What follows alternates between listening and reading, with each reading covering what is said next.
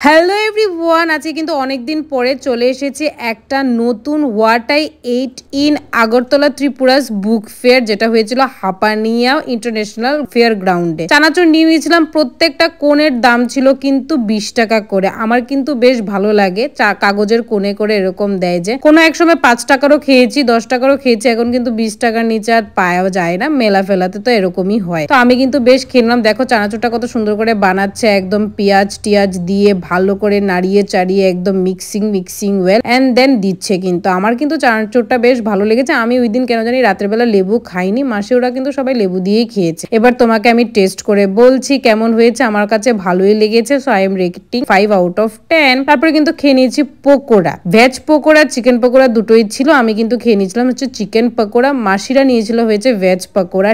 Taste wise একদমই জঘন্য, চিকেনের কোনো পিস আমি পাইনি। রেট করে দিলাম 2 আউট অফ 10। 6টা ছিল চিকেন পাকোড়ার পিস, 10টা ছিল ভেজ পাকোড়ার পিস। কস্ট ছিল 50 টাকা দুটোরই, আর এগ রোলের কস্ট ছিল কিন্তু 40 টাকা। খেয়ে নিয়েছে হয়েছে এগ রোল, যেটাতে আমি কেচাপ দিতে বারণ করেছিলাম। আমার কাছে ভালো লেগেছে, বেস্ট লেগেছে, সেটা 7 আউট অফ 10, তাই আমি রেট করে দিচ্ছি। তারপরে একটু মুড়মুড়া নিলাম, এই হোয়াইট মুড়মুড়া আর এই গুড়ের স্ন্যাক্সের যে মুড়মুড়াটা, এটা বেশ ভালো লেগেছিল, এটা আমি রেট করে দিচ্ছি 9 আউট অফ 10। আর এটা ওয়াফলটা খেয়ে নিলাম। বাই।